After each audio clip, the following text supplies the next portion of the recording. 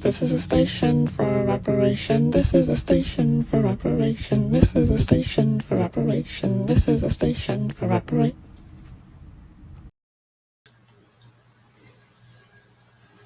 Oh, yeah.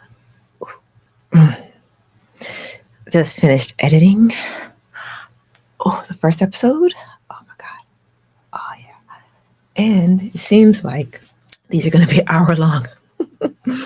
I was trying to get them to 30. If I'm going to be doing interviews, I can't do 30 minutes, yo. And if it's about repair, whew, can't be 30 minutes. Oh, my God. This is a station. We recording? Yeah, we are. Hey, welcome to Reparation Station. I recorded something months ago for this episode, and because of the timeline on how Philly Cam, releases the episodes,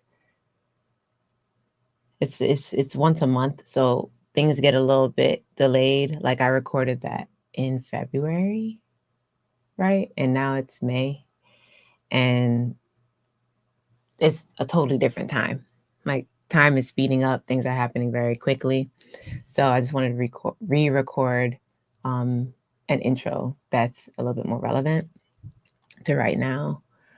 So starting the episode off with just like temperature check, and any news, and news right now is that we got public media, public arts, public education, anything Black, anything queer, anything trans, anything immigrant, anything migrant is like in total jeopardy right now. Like funding wise, like in terms of funding, in terms of like any kind of infrastructure that and the infrastructure was very little before too. Very, very, very, very, very small. So even that small ass infrastructure is disintegrating. And yeah, I wanted to share the news that we're fucked a little bit more than before, but also this may be an opportunity to draw a little bit closer with each other and practice maybe a deeper level of maybe get a little bit closer to the kind of liberation that I know we've been dreaming of, which I know for me, I've been definitely dreaming of a liberation where we're not at all dependent on institutions that are conditional, and conditional is like the best case scenario, but most of it is actually like actively, like most of these institutions are actively violent and blood clot, like bad, bro, like really bad, really, really bad. So this feels like a very blunt opportunity, a blunt way of getting the last bit of the Band-Aid ripped off. Because the Band-Aid been ripping off, but it's like the last bit of it where it's like, okay, yeah, we only have each other. We really only have each other. And all these technologies that we've been venerating, like all like as artists, like they were like these technologies were created, these sounds, these dances, these movements that we venerate, that we study, that we try to practice, that we try to like carry on. All of these were created in times like this, like when there was no public acclaim, there was no public funding, there was no support from the state, right? There was no desire to consume it and to proliferate it. It was it's coming from times where people were underground. So really responding to this influx of budget cuts and funding withdrawals and like deportations and abductions and kidnappings and and um, responding to it by wanting to connect with people a little deeper around the underground and deeper around specifically boycotting. So I made a random call out on Instagram already for anybody who was interested, but this is just like another call to see if anyone would want to circle consistently around boycotting. Because another latest something that just happened recently was a bill. There was a bill, a boycott bill that was it was trying to be passed. That would penalize anyone who boycotts. I don't know what words I can say, but boycotts Israel, boycotts any sort of like arm manufacturers and anything that is like declaring that I want a stop to the violence, to the genocide, to anything that's like, yeah, I'm not giving my money to this. Like people will get penalized, maybe go to jail, maybe yeah, yeah. So all I have to say is like the boycotts, like let's lean into that strategy. That's cool. That's cool. That's affirmation actually. That's really cool. It's like, yeah, bet. So yeah, if anybody wants to connect, really curious about like forever boycotts, you know, because I'm thinking about the origins of reggae and the origins of hip hop and the origins of public media too, and like public radio, public television, like, and the fact that it it comes from a place of like we are who we got. Like it's very like it's very we are here for each other. We are building these technologies of liberation and and and communication and education and practice. We're building this in real time together with what we have. Like thinking about that, and I'm thinking about also how once once so much is cultivated underground with each other, it then becomes ripe for the picking. You know what I mean? And then it turns into the next cycle of it all. Like, because we're all just going in cycles. Like, it's like, yeah, this has happened before. We get it. However many years down the road, it's like we're going to be back in a position where being black is going to be cool again, being queer is going to be cool again, like being a marginalized voice is going to be cool again, and it's going to be like thinking about reggae, thinking about hip hop, thinking about all of these underground technologies that were made for a very specific reason and how they get proliferated and taken and like popularized and boosted with money, like money. And now we're losing money, and I'm like, let's stay there. Like let's try to cut that next part of the cycle that is obviously going to come where we get lured and tempted the back into the charade, back into the game, back into like, oh wait, no, actually you're really desired, actually come to this community, actually support you, actually. When we're fine for a bit. We're fine maybe a little longer, you know? And I'm not trying to say it's fun to not have resources, but I do think we tend to be onto something. Like we tend to be onto something, right? When we maybe figure out the next part of it, it's like, come here instead.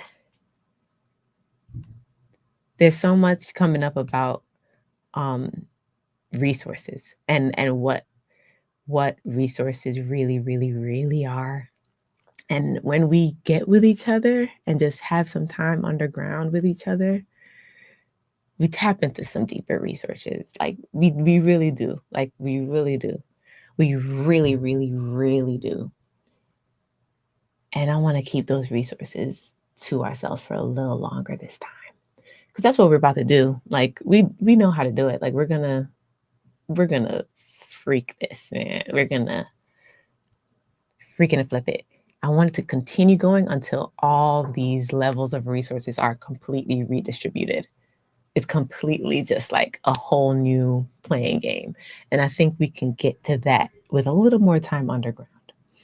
So, with that being said, this is a call for anyone who wants to sort of just meet offline, hang out offline. Let me know on here and um I'll gather at least a list of people and we can sort of figure out configurations.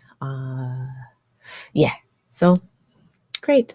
Now on to this episode where I'm talking a bit about um, work that I was doing with an institution and how to navigate that, right? Navigate funding, navigate ways of like redistributing monies that we get from these institutions that don't necessarily share our values, but how we can sort of like freak it.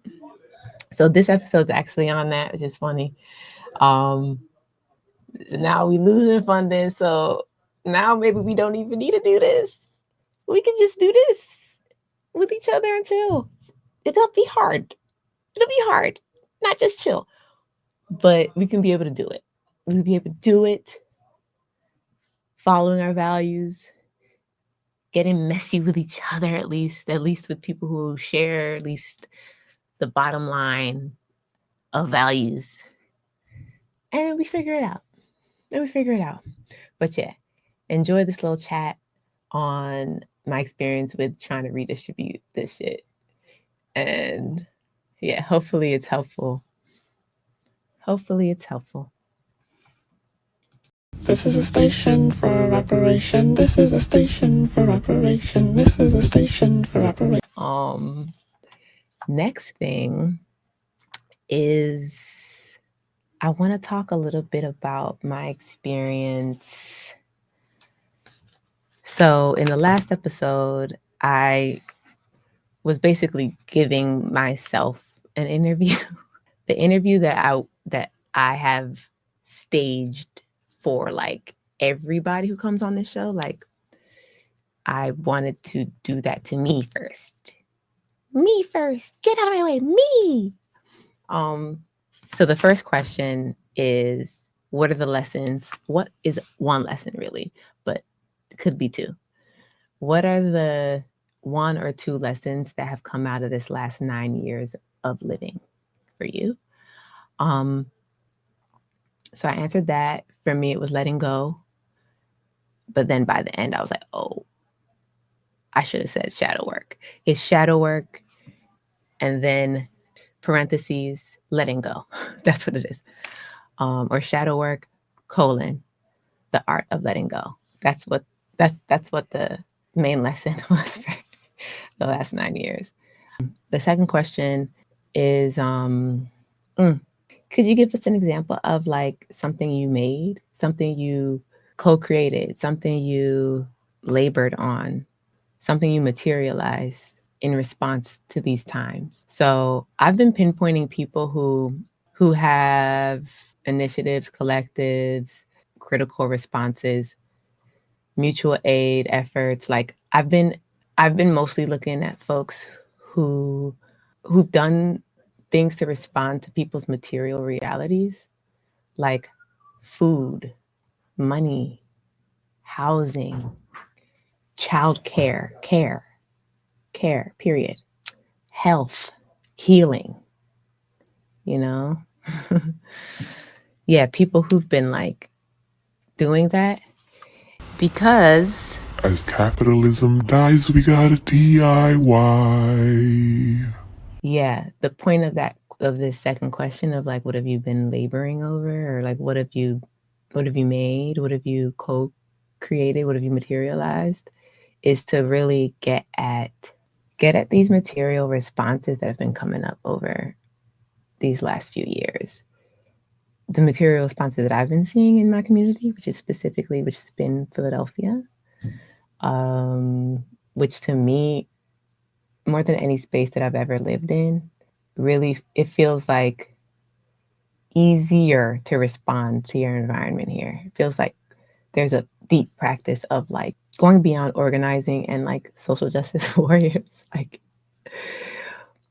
where people who don't identify necessarily as like organizers or social justice warriors, they still can do and respond. Not can do, but they do. They do. So silly. So I wanted to talk about something about what I did over the past few years, responding to the need for collective action, redistributing wealth, or just redistributing resources in a way that really responds. Because as capitalism dies, we gotta DIY. And like fighting tooth and nail the pressure to take credit and be alone, to be like the sole author, to be the sole voice of like genius, to be the savior. Like another big lesson. Another big lesson over the past 9 years is the savior complex, y'all. The savior complex and people pleasing. Like that's been, and victimhood. Like I feel like that's the matrix that it's been like, get away from me, get away from me, get off of me. Oh my God, like that's been the matrix these past few years. So it's like and these arts institutions don't make it easy to get out that matrix, man. Like they don't.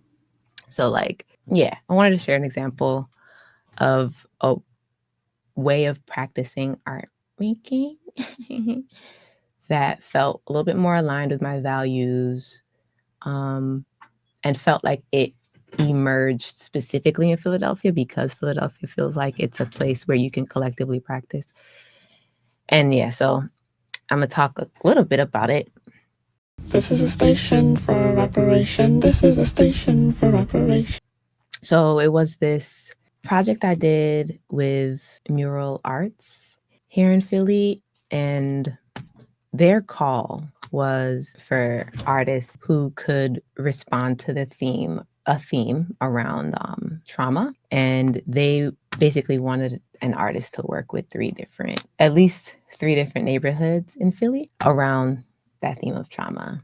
A colleague, friend of mine at University of the Arts, RIP, recommended me to Mural Arts. And so they reached out to me and I put in a proposal for a project that's been on my mind ever since I did Now Memories in 2000. Okay, so I want to go a little bit deeper into how impactful Now Memories was in opening me up to a network of distributing, mutual aiding ass niggas. So, first, some visuals around summer 2020. Now Memories, which was headed by Desiree Thompson. She puts out a call on IG. And then from those 10 weeks, I connected with Angel and Ashley, who were a big part of co-shepherding a free food pantry in Germantown called Germantown Supply Hub. Here are some social media visuals. Feel free to go to Instagram, follow, read through, look through this archive. And look at my friend Angel. Hi, Angel. In 2020, they're responding to the prompt, "We have won the revolution, and now this world is ...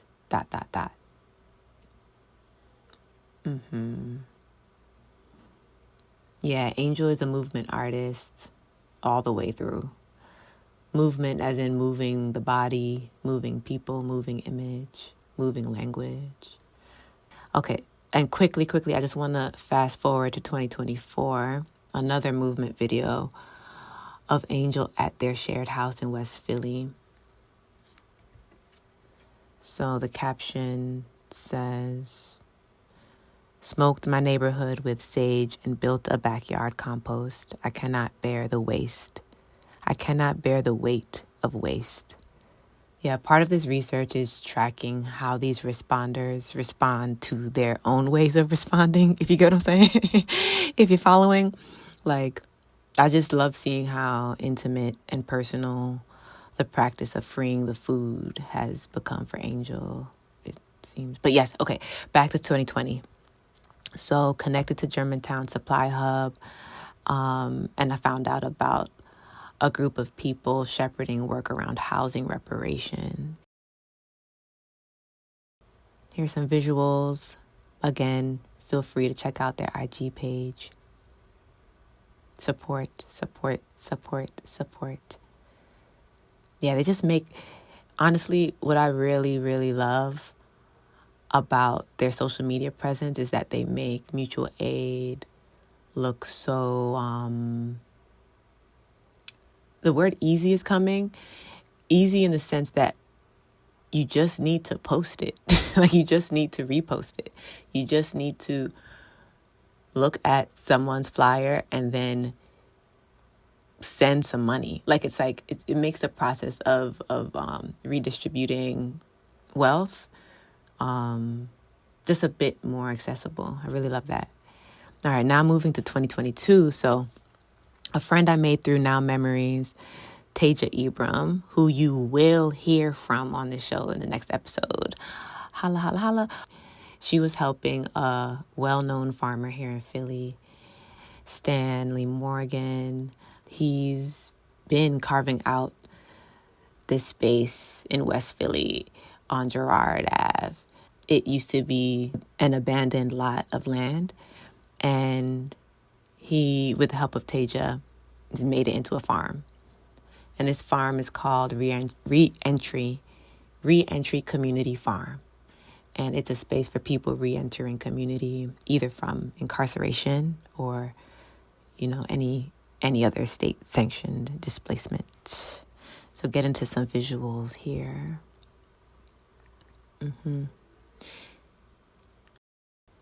Okay, and now I can get into Our Land, Our Movement, which happened in 2023. This is a station for reparation. This is a station for reparation. This is a station for reparation. So that type of medicine really inspired me to keep that energy. Like, nah, we outside, and we're outside specifically to connect to our environment in ways that have been neglected. So fast forward a couple of years, this mural arts project, it was a chance for me to sort of relate, because, I could give context a little bit more. Right after Now Memories, that herbal gathering, in my work at University of the Arts, I did another activation with the students called Cipher Practices. And this was all outdoors. And again, this was in response to us not being able to meet safely indoors, even masked. It's just like scary. So yeah, we practiced dancing outside. And I was really intentional about what dancing outside means ancestrally based on who your ancestors are.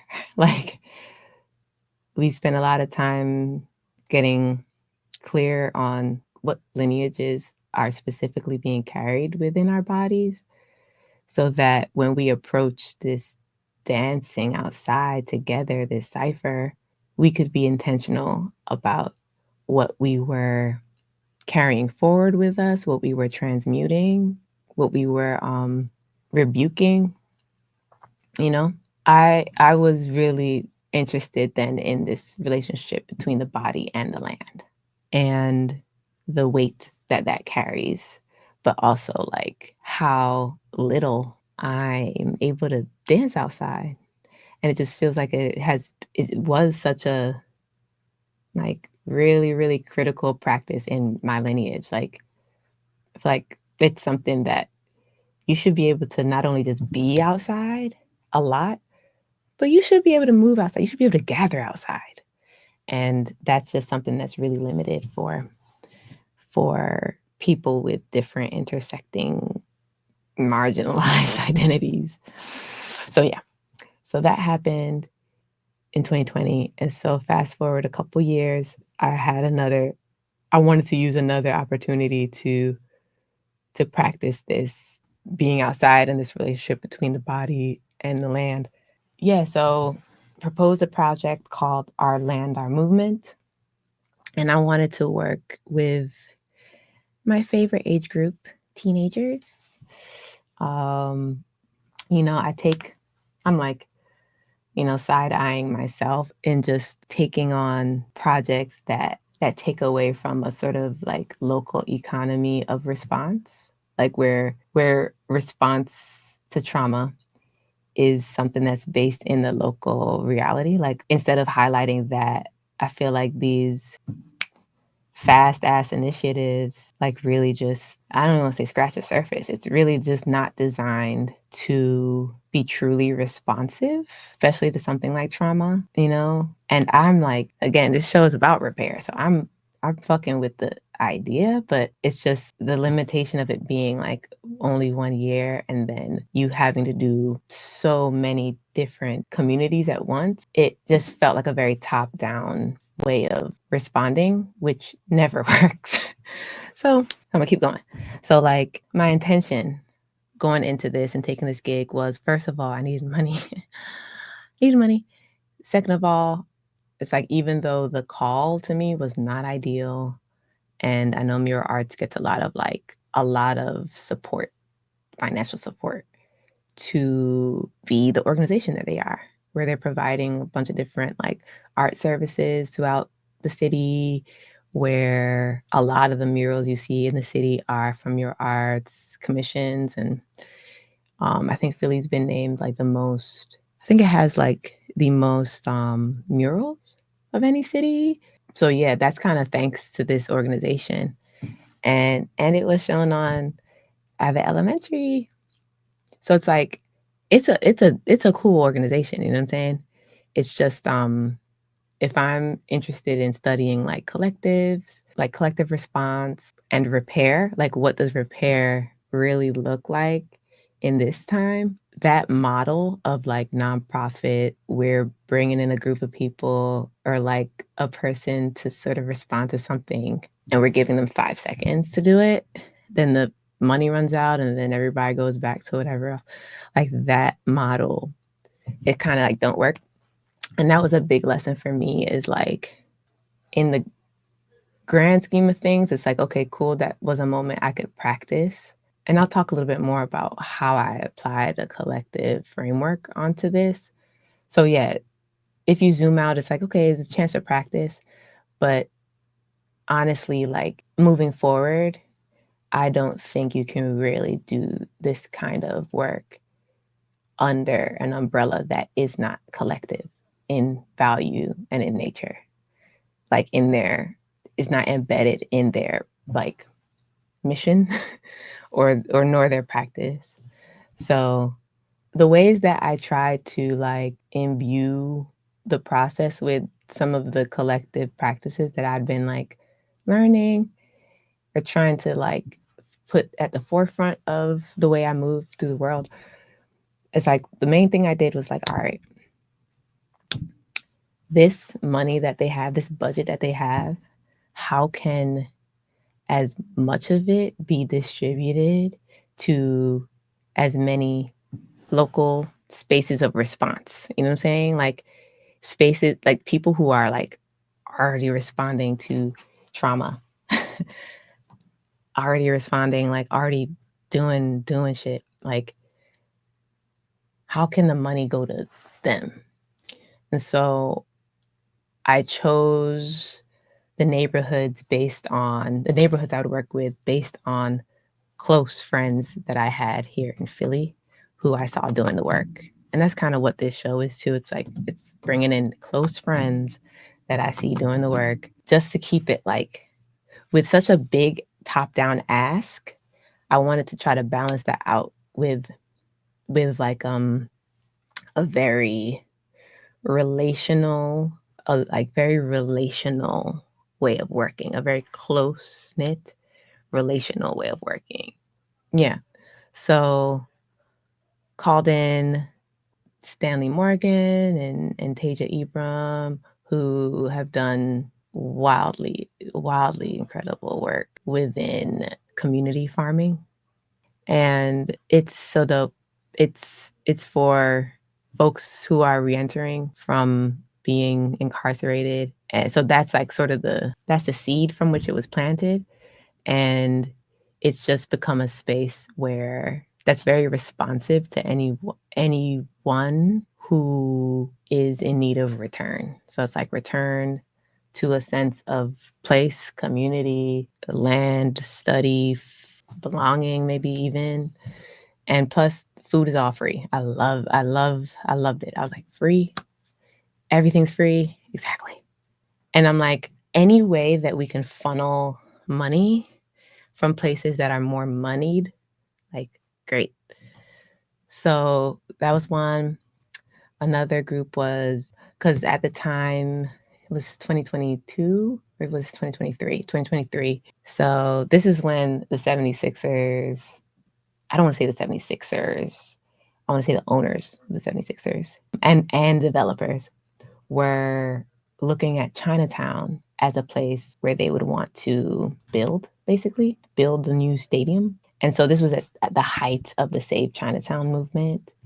And so I wanted to funnel money into that too, into different organizers and spaces where organizers and organizations that are sort of pillars of that Chinatown community and also pillars of that organizing effort to not have the stadium in Chinatown.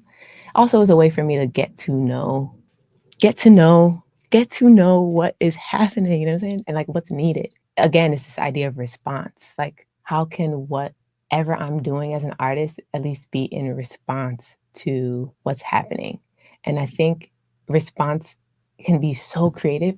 It's only based on just knowing what's going on and then caring about the outcome. Then I feel like your energy gets poured towards that outcome. So as an artist, it's like, if I know what this campaign needs, I can funnel energy towards that, you know what I'm saying? And do my little part in the dance, you know what I'm saying? So Asian Americans United, AAU, and Asian Arts Initiative. Yeah, so these are the sort of the main, and then the people who make these spaces happen. Oh, and Inch by Inch Garden, which is run by AAU.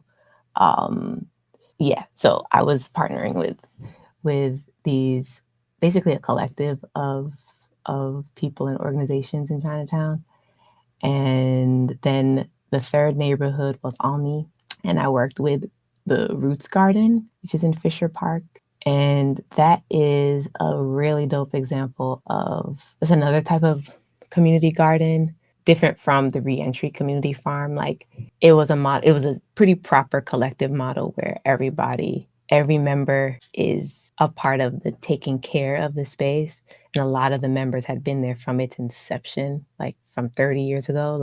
And so that was a really beautiful example of like tending and this idea that response doesn't only need to happen when it's critical and urgent or when there's an emergency, but response can be ritual. Like response can be something that you do every morning, you know? when you go to your patch of the garden and you water your cucumbers. You know what I'm saying? Like it can be something that happens religiously, I guess. And so that was the third space that I wanted to study with this group of teenagers. And so, yeah, we spent this time really like looking at these spaces that operated so intentionally with land and these places that made like constructed spaces of sanctuary for people. Like that was also really something that I wanted to study with these teenagers and learn from. And so that's sort of how I chose the neighborhoods. And then the last sort of like way I tried to think differently or a little bit more redistributively about artwork and art making was like, so with the project they ask you to like have a final artwork, a final thing to be shown. And so I wasn't a muralist. They didn't reach out to me because I'm a muralist. Like I'm a performing artist, I'm a choreographer, so they, you know what I'm saying, they knew what they were getting. So I wanted the final artworks to be in motion. You know what I'm saying? I wanted them to be in motion and in response to what is physically needed in any of those spaces. So amongst the teens, and by the way, the teens were all from these three different areas. Amongst the teens, we really focused on like movement practices, somatic practices outside that could help us all feel a little less anxious. Especially them, like in Philly, the teenagers, y'all, are criminalized, honey. Criminalized. And it's like their criminalization takes precedent over the desire to make safe spaces for them, or like spaces where they can just let loose, breathe, have some fun. And so we really did a lot of somatic sort of just like, okay, we're outside, we're moving, we're gathering, we're talking. So that was artwork. Artwork was a dance. Another artwork was building a food pantry. And I hope to bring in some people who are part of the housing reparations group or the Black Visioning group. They basically built the food pantry that's at Reentry Community Farm. So that's a final artwork. It's like this structure that can hold actual material meaning and function and can like move through like it creates movement. It's like, okay, let me and then we built soil beds. And is that all we did up there in Omni? Oh, we might have just built a soil bed as the final artwork. Yeah, so that was that. But again, we only had a year, so some of it felt very rushed too. Like they're like, I feel like if there was more time, it could have been a little bit more responsive, even more responsive. But you know, we did what we could with what we had. And so another thing, so it's like redistributed the budget to as many different people, organizers, people specifically local to Philly, like y'all get the money. And then the team that I had helping me, I brought in like so many people. I tried to be as like, all right, this is a mass of us working, you know what I'm saying? And I'll give information on where you can look at the zine or the book. It's literally like a book that came out of it, so you can get more information. And then if you want a hard copy, you know, hit me up. But that was like a project that I feel like I want to remember, I want to capture in this series.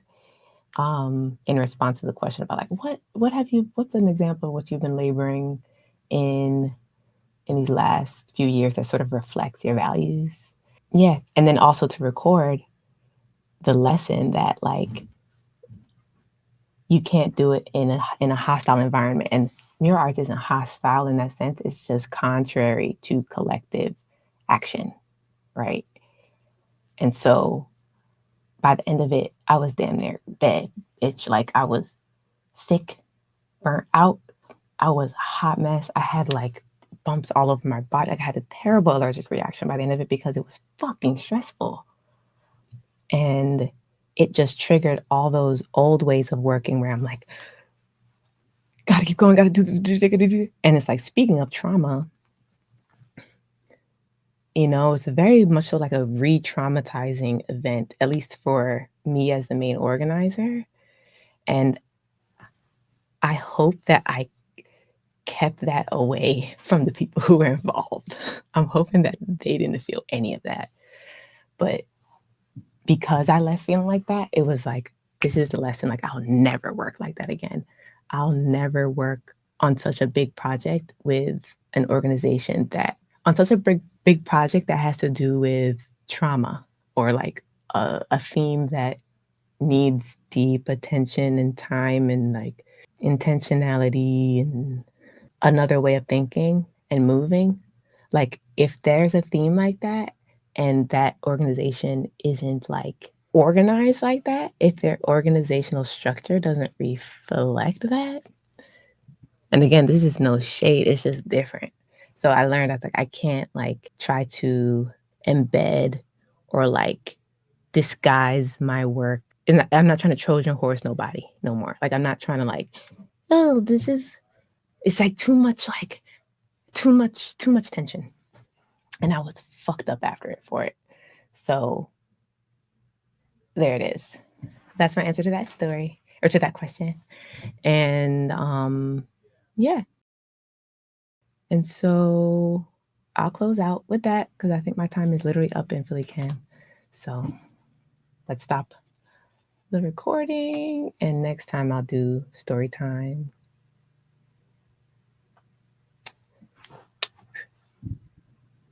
This is a station for reparation. This is a station for reparation. This is a station for reparation.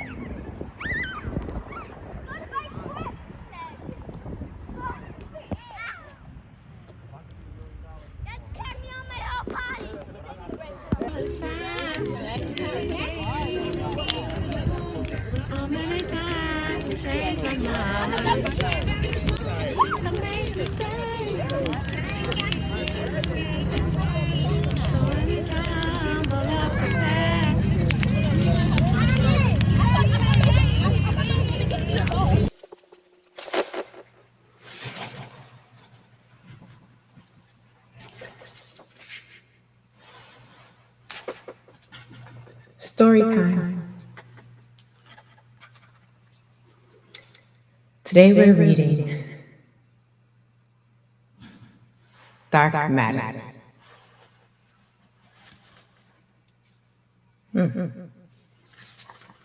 at that cover.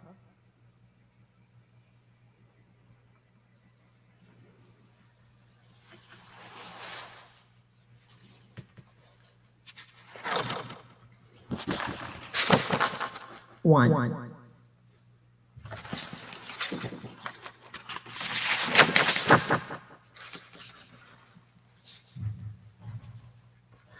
The first time I encountered Boo was in a summer of endings. They felt safe to come out in my dying. My sister shared the story of finding her impossible with me in the summer of endings.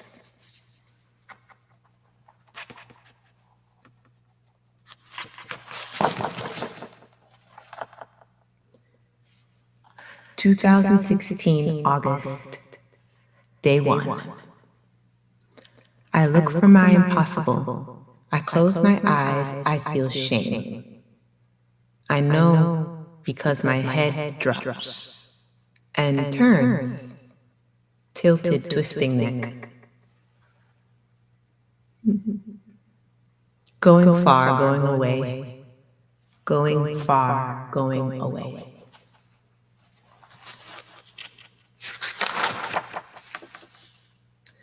Below the shame, Oh, below the surface of shame is sadness. I did leave my familiar, but I keep going. Something is deeper. I ask to see. I feel someone present.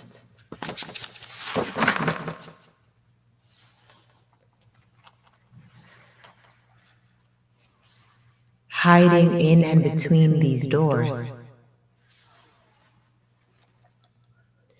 They run, running and hiding. They keep moving, running so fast. I see a person, it's hard to see them. They are running. Oh, I'm starting to see the space now. A big empty space with off-white, cream walls, cream doors, cold concrete floors.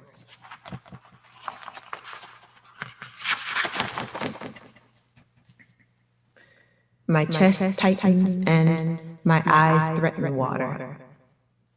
I see them run and hide behind another door. I am afraid. I am feeling afraid. I stay though, afraid. I want to see. So I ask them to come out. And they did.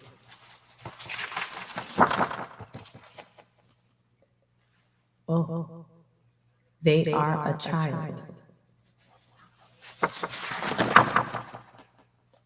I cry when I see them.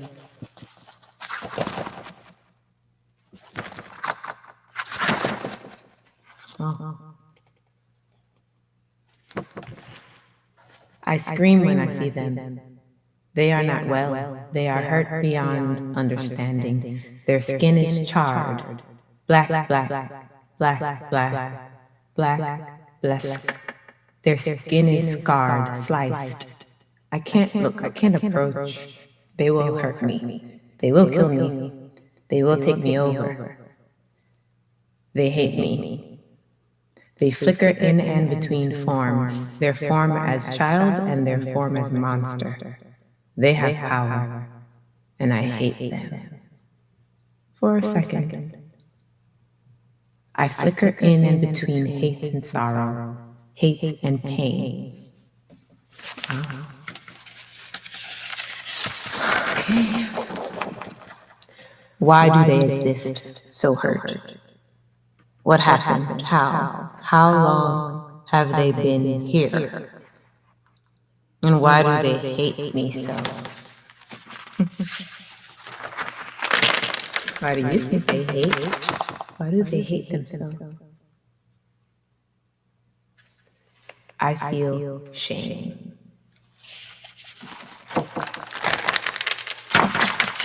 Cycle.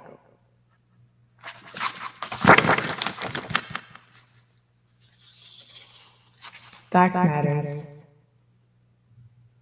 Author Anonymous. This is a station for reparation. This is a station for reparation. This is a station for reparation. This is a station for reparation.